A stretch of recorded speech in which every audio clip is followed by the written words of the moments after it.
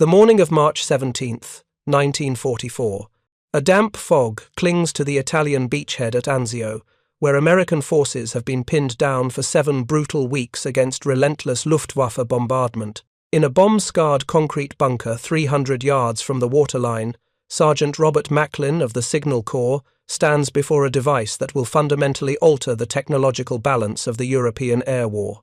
The trailer-mounted apparatus beside him, designated SCR-584, represents the cutting edge of American radar engineering.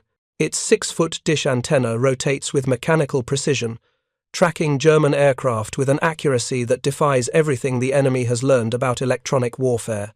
What Macklin cannot know, as he watches the cathode ray display paint perfect representations of approaching Luftwaffe bombers, is that within 6 months this same device will end up in enemy hands. And when German engineers finally dissect its revolutionary technology, they will understand with devastating clarity why 400 of their bombers have been vanishing from the night skies over the Reich each month, shot down with a precision that approaches mathematical certainty. The strategic bombing campaign over Europe had evolved into a grinding war of electronic attrition by early 1944.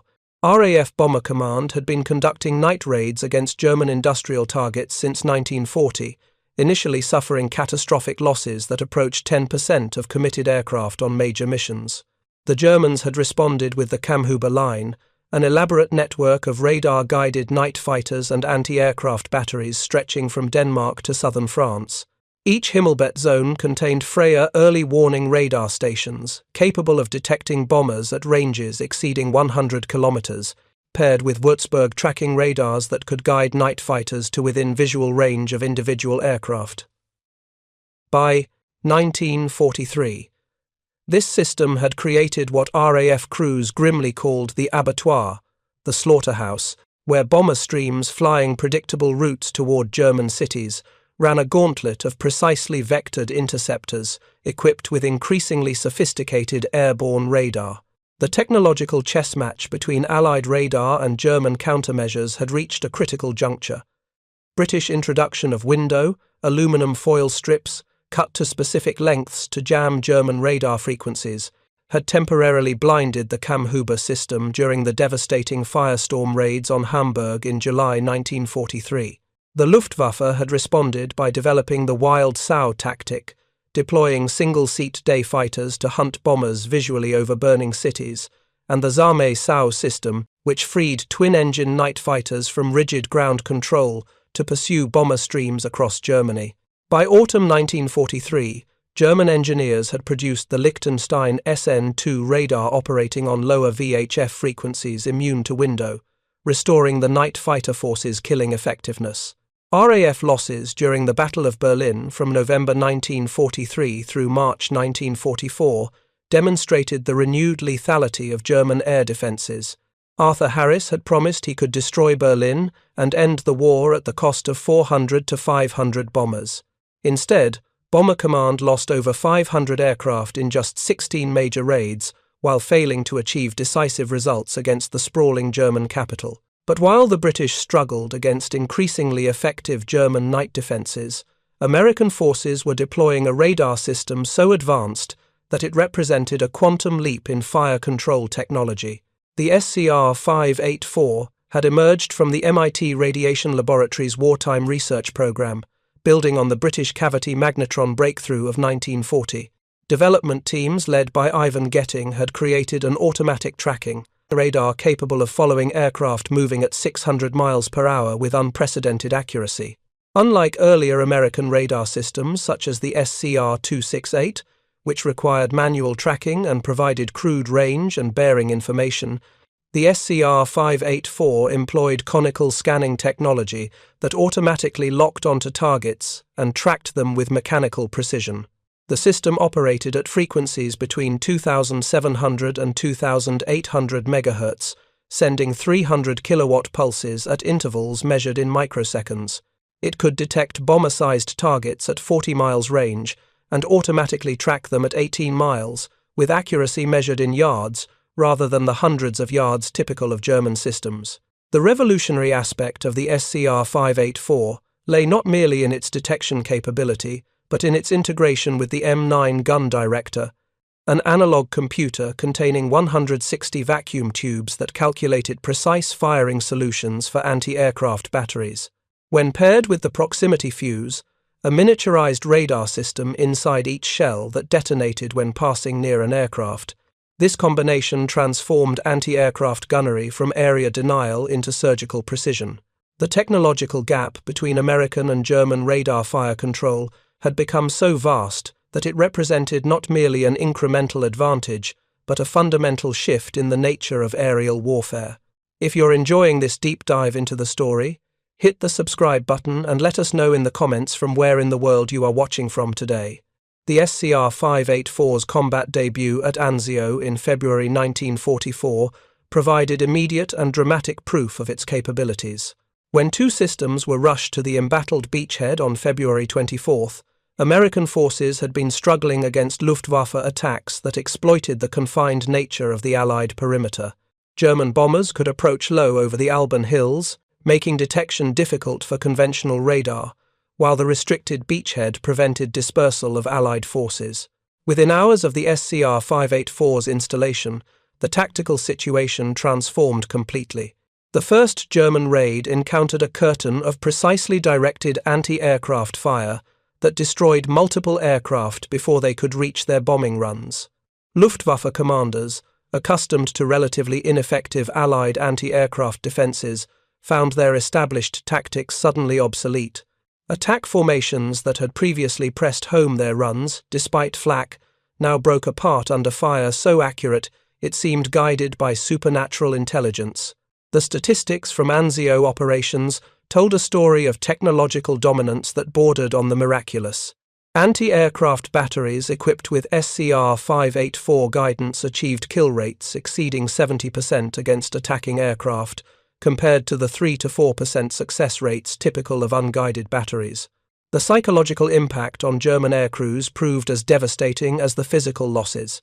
Pilots who had flown hundreds of missions over hostile territory reported that American flak at Anzio possessed an uncanny precision unlike anything encountered in years of combat. Shells exploded exactly where aircraft would be, not where they had been, creating a kill zone that seemed to anticipate evasive maneuvers. Intelligence reports captured from German prisoners revealed growing alarm about American defensive capabilities that approached what they called technological witchcraft.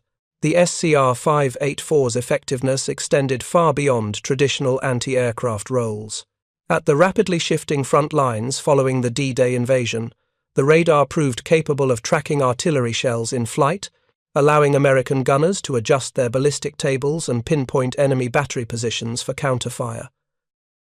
Ground controllers used the system to guide fighter bombers to targets with unprecedented accuracy, even in poor weather conditions. One SCR-584 reportedly detected German vehicles at distances exceeding 26 kilometers, demonstrating a versatility that made it invaluable for multiple mission types. By mid-1944, the system had been deployed to counter the V-1 flying bomb campaign against London, where it achieved spectacular success against the unmanned missiles that flew predictable straight-line courses at constant speeds. The British deployment of 20 SCR-584 systems along the Channel coast represented a crucial test of the radar's capabilities against a particularly challenging target. The V-1 buzz bomb flew at speeds exceeding 320 knots, too fast for most propeller-driven fighters to intercept. But the weapon's straight-line trajectory made it an ideal target for radar-directed anti-aircraft fire. Working in coordination with 90mm guns, equipped with proximity fuses, the SCR-584 batteries achieved kill rates that climbed from 17% in the first week to 74% by the end of August 1944. On one Sunday in late August, 97 of 101 Vohns second launched toward London were destroyed, with only 4 reaching their intended targets. The transformation from ineffective area defense to precise interception had occurred in less than 3 months, demonstrating how rapidly superior technology could shift the tactical balance. The broader impact of the SCR-584 on Allied air superiority manifested most dramatically in the rapid attrition of German fighter forces during 1944.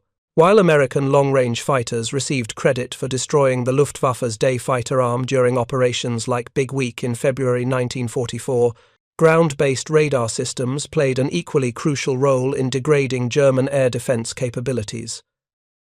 Every Luftwaffe bomber shot down by SCR-584 directed anti-aircraft fire represented not just an aircraft loss but the elimination of an experienced crew that Germany could not replace. By mid-1944, German aviation faced a crisis of pilot quality as training programs shortened under the pressure of mounting losses. The Luftwaffe could no longer afford to expose bombers to the killing zones created by American radar-directed defenses.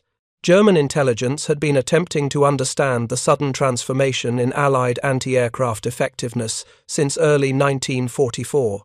Luftwaffe reconnaissance flights photographed radar installations at liberated airfields, noting the distinctive 6-foot dish antenna that characterized the American system. But photographs alone could not reveal the electronic sophistication hidden within the trailer-mounted equipment. German radar engineers, working with captured Allied documents and interrogation reports from downed aircrews, understood that the Americans had deployed some form of advanced fire control radar, but the specific capabilities and operating parameters remained tantalizingly unclear. The Würzburg and Freya systems that formed the backbone of German air defense operated on fundamentally different principles, using longer wavelengths and manual tracking procedures that could not approach the automatic precision demonstrated by Allied systems. The opportunity to examine an intact SCR-584 arrived through a combination of Allied operational priorities and the chaotic retreat of German forces during the latter stages of the war. As American and British armies advanced into Germany in autumn 1944 and winter 1945, some radar equipment fell into German hands during the confusion of tactical withdrawals. The exact circumstances remain obscure in historical records, but by early 1945, Luftwaffe technical intelligence had obtained a largely intact SCR-584 system, likely captured during the Battle of the Bulge, when German forces briefly recaptured territory around Belgium or from hastily abandoned positions during the retreat from France. The radar was transported under heavy guard to a secure research facility near Berlin, where a team of Germany's most experienced radar engineers gathered to dissect what they correctly recognized as a technological marvel that might explain the systematic destruction of the Luftwaffe over the previous year. Leading the analysis was a group of scientists who had spent the war years attempting to advance German radar capabilities against the overwhelming industrial and technological resources of the Allied powers. These men had developed the Würzburg series, created the Liechtenstein airborne radar systems, and pioneered conical scanning techniques. They considered themselves among the most sophisticated radar engineers in the world. What they discovered when they opened the SCR-584's protective housing would shatter that professional confidence and reveal the true extent of the technological chasm that separated German capabilities from American industrial engineering. The examination began with external inspection of the antenna assembly. The 6-foot parabolic dish represented immediately familiar technology, similar in principle to the Würzburg Riese 7-meter reflector that formed the basis of German ground tracking systems. But where German radars relied on massive semi-permanent installations that required extensive setup time and precise leveling, the American system achieved comparable or superior performance from a trailer-mounted platform that could be operational within minutes of arrival at a new position. The mechanical construction revealed a level of precision engineering that impressed even experienced German technicians accustomed to working with sophisticated equipment. Every component had been machined to tolerances measured in thousandths of an inch, assembled with an attention to quality control that reflected American mass production capabilities developed through years of automotive and industrial manufacturing. The antenna mount incorporated an automatic tracking system, driven by servo motors that responded to electronic signals, with a speed and accuracy far beyond anything achieved by German manual tracking or even the most advanced Würzburg. Automatic systems. The conical scanning mechanism that allowed the radar to determine precise target position through comparison of signal strengths represented technology that German engineers understood in principle but had never implemented with such sophistication.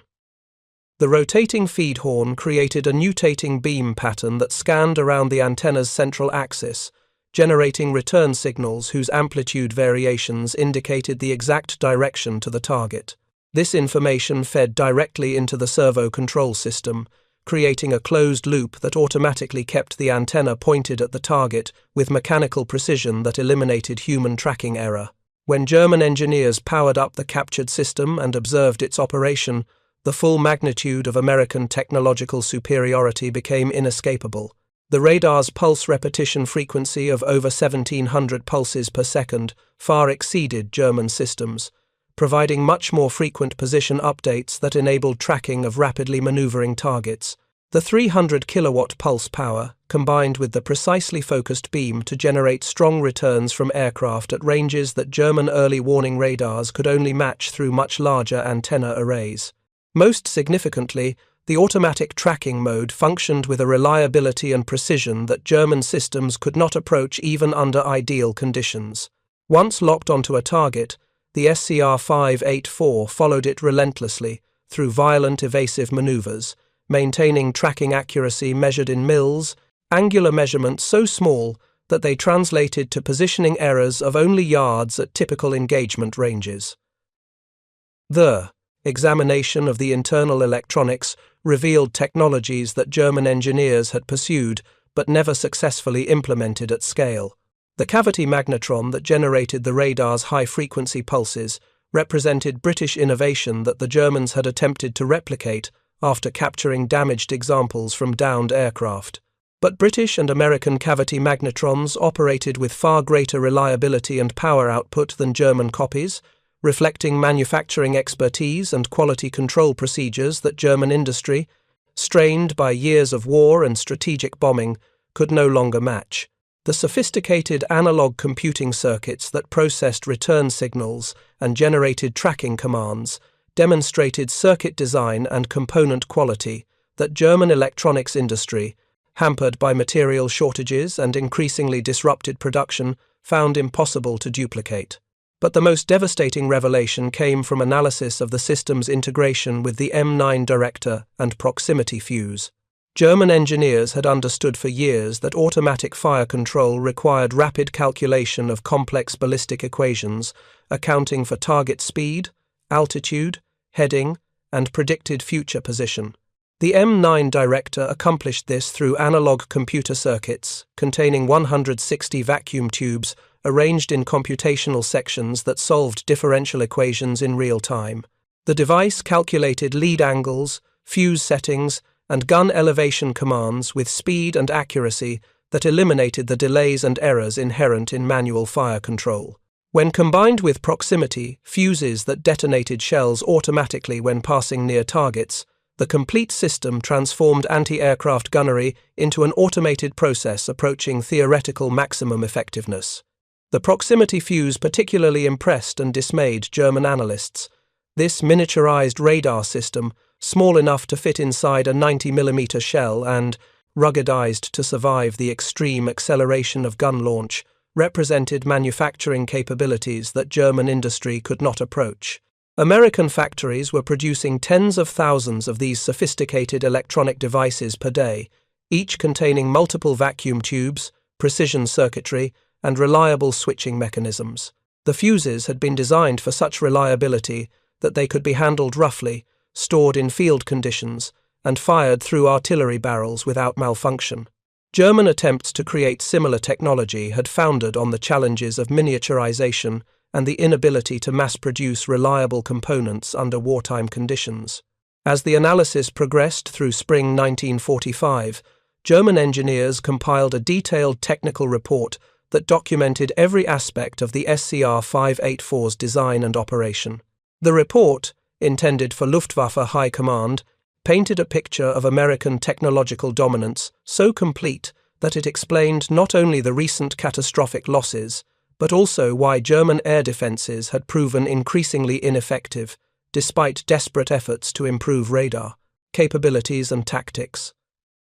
The SCR-584 represented not merely an incremental advance over German systems, but a complete paradigm shift in radar engineering, integrating technologies and manufacturing capabilities that Germany could not hope to match even under peacetime conditions, much less during the final desperate months of a losing war. If you find this story engaging, please take a moment to subscribe and enable notifications. It helps us continue producing in-depth content like this. The technical specifications documented in the German report revealed capabilities that bordered on the extraordinary when compared to German radar systems. The SCR-584's detection range of 40 miles for bomber-sized targets matched or exceeded the Würzburg-Riese, despite using a much smaller antenna and completely mobile platform. The automatic tracking range of 18 miles far surpassed the practical engagement range of German anti-aircraft batteries, meaning American gun crews received precise targeting data long before enemy aircraft entered effective firing range. The tracking accuracy of 25 yards in range and 0.06 degrees in angular bearing represented precision that German systems could achieve only under laboratory conditions, never in field deployment under combat stress. The German engineers noted with particular interest the SCR-584's resistance to electronic countermeasures. While window chaff had effectively blinded German Freya and early Würzburg radars operating on longer wavelengths, the American system's 10-centimeter wavelength made it far less susceptible to simple aluminum foil strips.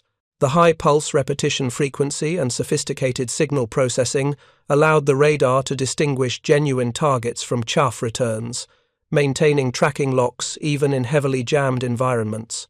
This immunity to countermeasures that had proven so effective against German systems meant that the technological advantages of the SCR-584 would persist even if German forces developed new jamming techniques.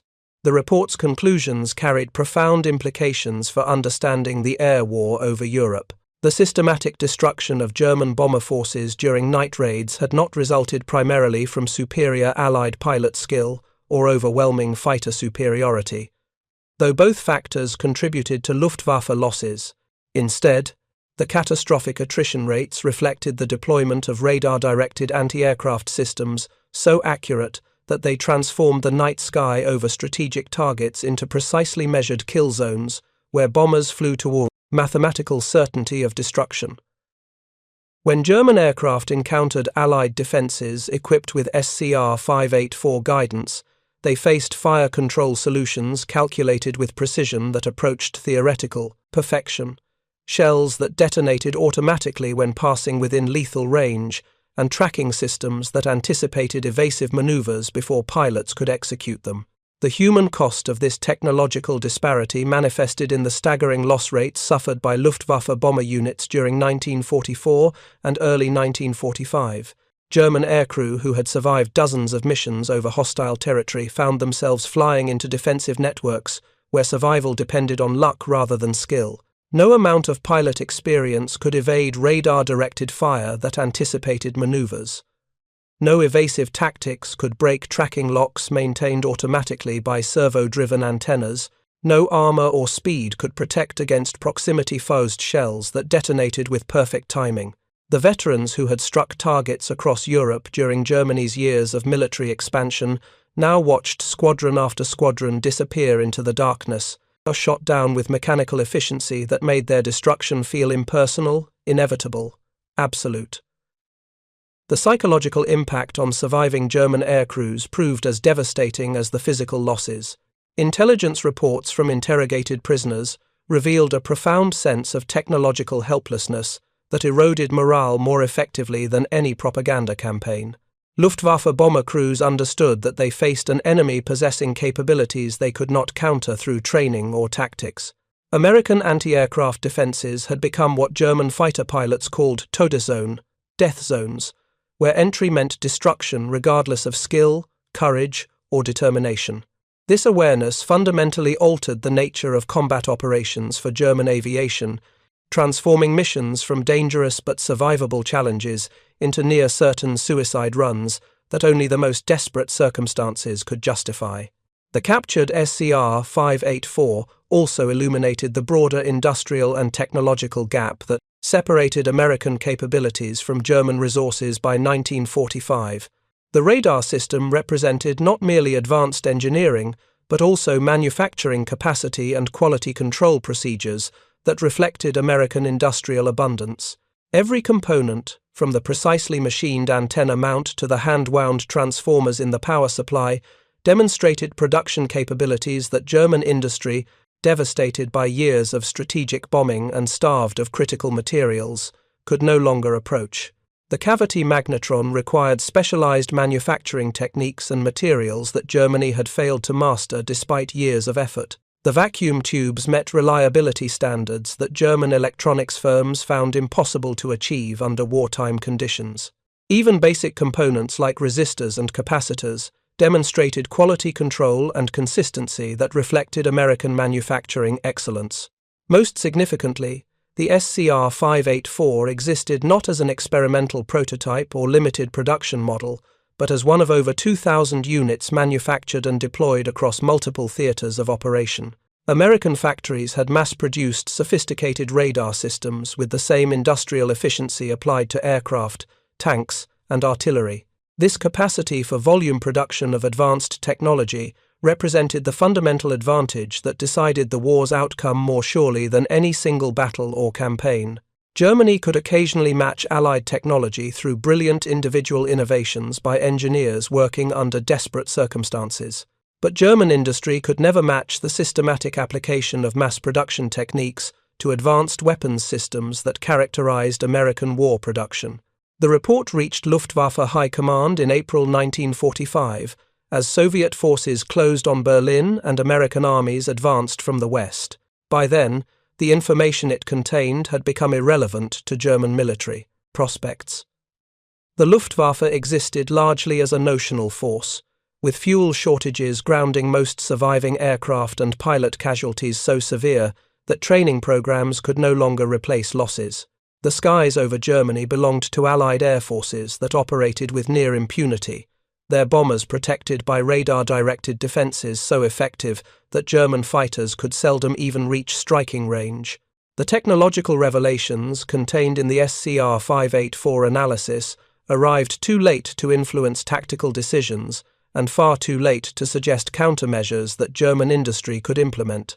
The German engineers who had examined the captured radar understood these realities. Their report included no recommendations for countering the American system, no proposals for developing equivalent capabilities, no suggestions for tactical adaptations that might reduce losses. They recognized that the technological chasm revealed by the SCR-584 could not be bridged through engineering cleverness or tactical innovation. The radar represented the accumulated advantages of American industrial capacity, scientific research infrastructure, and manufacturing expertise developed over decades of economic expansion. Germany had entered a technological arms race.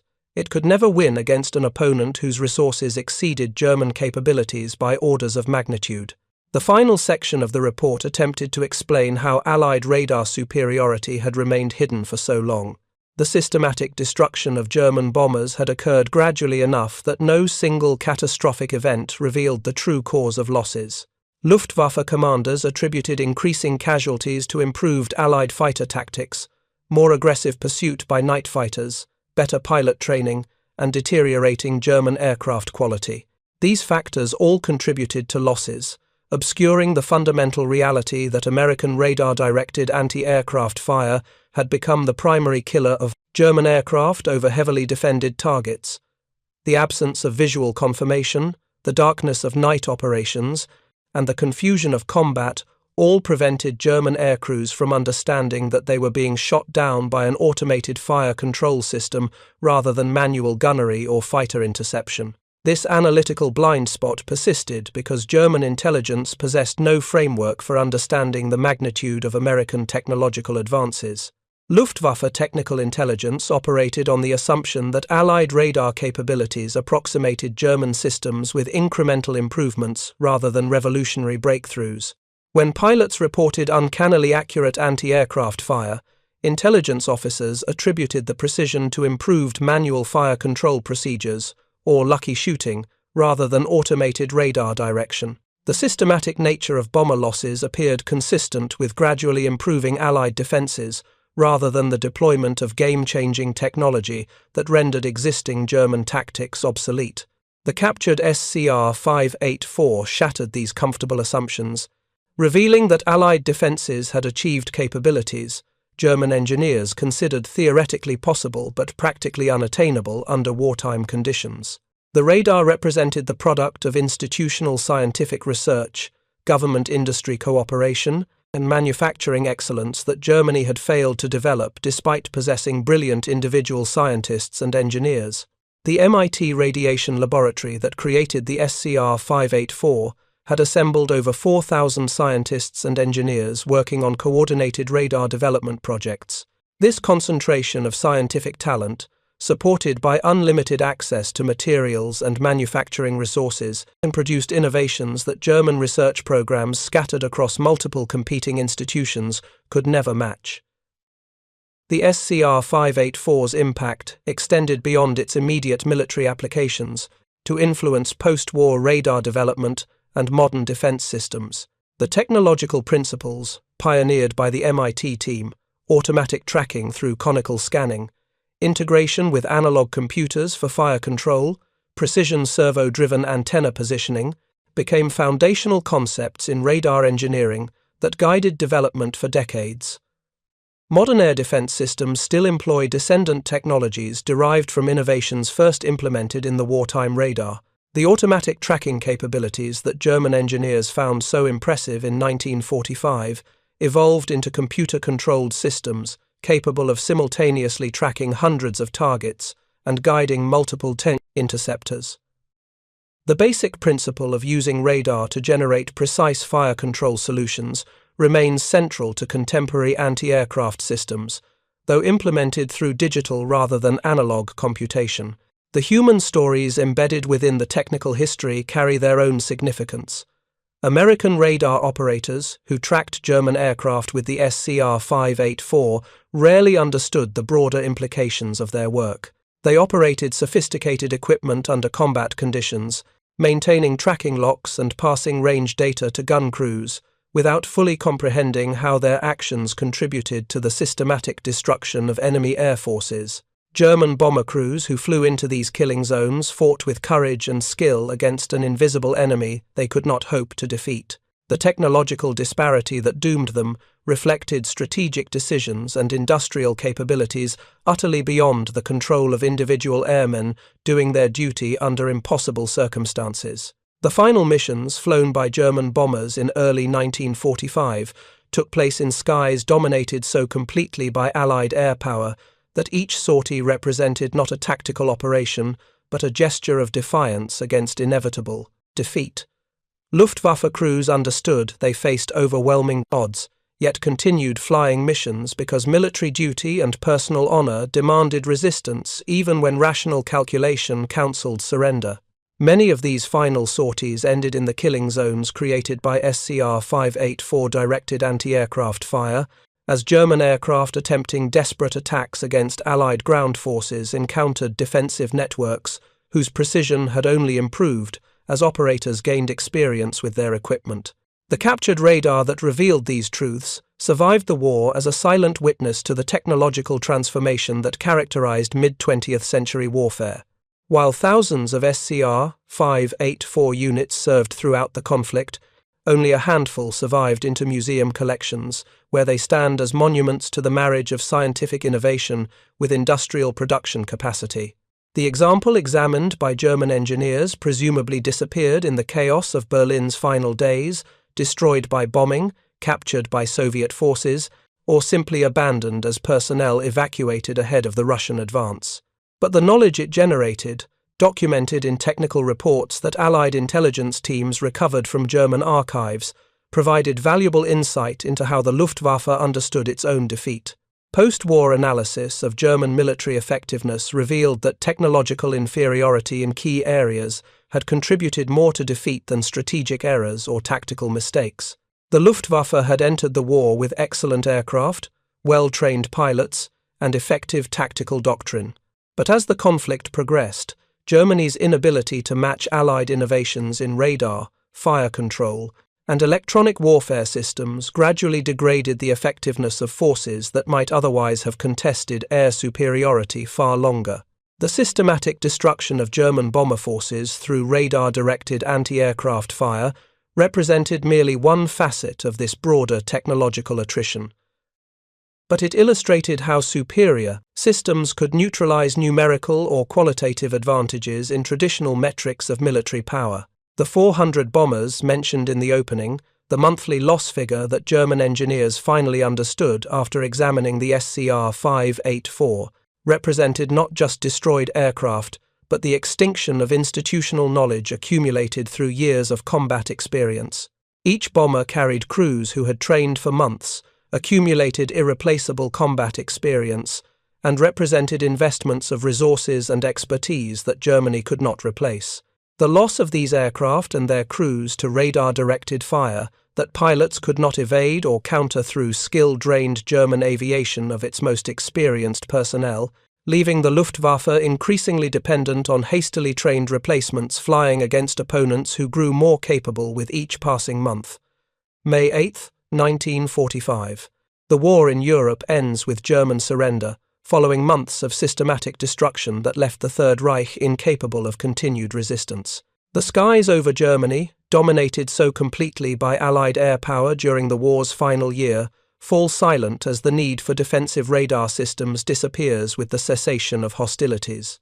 The SCR-584 units that had shot down hundreds of German aircraft with mechanical precision stand idle at their posts, their operators beginning the long process of transition from wartime urgency to peacetime routines. The technological superiority they represented had contributed decisively to Allied victory, demonstrating that, in modern warfare, scientific and industrial capacity could prove as decisive as courage or tactical brilliance. The German engineers who had examined the captured radar dispersed into the chaos of occupation, their technical report joining thousands of other documents that Allied intelligence teams would recover and analyze. Some of these scientists would eventually contribute to post-war German recovery or find employment with Allied military research programs eager to exploit German technical expertise. The knowledge they had gained from examining the SCR-584 would inform their understanding of how comprehensively Germany had lost the technological race that determined the war's outcome. They had seen firsthand the evidence of American industrial and scientific superiority, measured not in abstract statistics, but in the concrete reality of a radar system that exceeded German capabilities across every metric that mattered for military effectiveness. The lesson embedded in the SCR-584 story resonated far beyond its immediate military context. Modern warfare had become an industrial and scientific enterprise, where technological superiority could create decisive advantages that skill and courage alone could not overcome. The systematic destruction of German bomber forces through radar-directed fire demonstrated this reality with brutal clarity. Air crews flying with determination and training into defensive networks, equipped with superior technology, faced mathematics of destruction that individual heroism could not alter. The American industrial system that produced over 2,000 SCR-584 units, each containing sophisticated electronics manufactured to exacting standards, had demonstrated capabilities that foreshadowed the Cold War technological competition and the modern era of precision-guided warfare. The final irony of the captured SCR-584 lies in its timing. When German engineers finally obtained and analyzed the radar that explained their catastrophic losses, the knowledge arrived far too late to influence the war's outcome or even inform tactical adaptations that might reduce casualties. The device that had killed hundreds of German aircraft with automated precision, that had transformed Allied anti-aircraft defense from area denial to surgical interdiction, revealed its secrets only when German military power had collapsed beyond any hope of recovery. The 400 bombers vanishing monthly into the night skies over Europe had been shot down by a system whose existence German intelligence barely suspected, destroyed by technological superiority so complete that even understanding its nature could offer no hope of countering its effects. In the cold mathematics of military technology, the SCR-584 represented American industrial dominance reduced to its most efficient form, tens, a trailer-mounted apparatus that converted radar echoes into precisely calculated death with mechanical reliability. The German engineers who examined this device understood they were witnessing not merely superior engineering, but the end result of a technological and industrial race that Germany had lost before hostilities even began. The radar they dissected with meticulous care embodied principles and capabilities that German science understood in theory, but German industry could never produce at scale. It stood as testament to the inexorable logic of modern warfare, where technological capacity and industrial production determine outcomes as surely as battlefield tactics or strategic planning. The story of the captured SCR-584 reminds us that war's decisive moments often occur not on battlefields, but in laboratories and factories where innovations emerge that fundamentally alter the balance of power. The 400 German bombers that vanished monthly from night skies did not fall to superior Allied courage or better training. They were destroyed by mathematical precision, by servo-driven antennas that tracked with mechanical perfection, by analog computers that calculated firing solutions in milliseconds, by proximity fuses that detonated shells with automated timing. They fell to American scientific expertise and industrial capacity, advantages so overwhelming that individual German skill and determination could not bridge the gap. When Luftwaffe engineers finally examined the device responsible for this systematic destruction, they found confirmation of what defeat had already taught them, that in modern warfare, technological superiority translates directly into lethal effectiveness that courage alone cannot counter. Thank you for watching.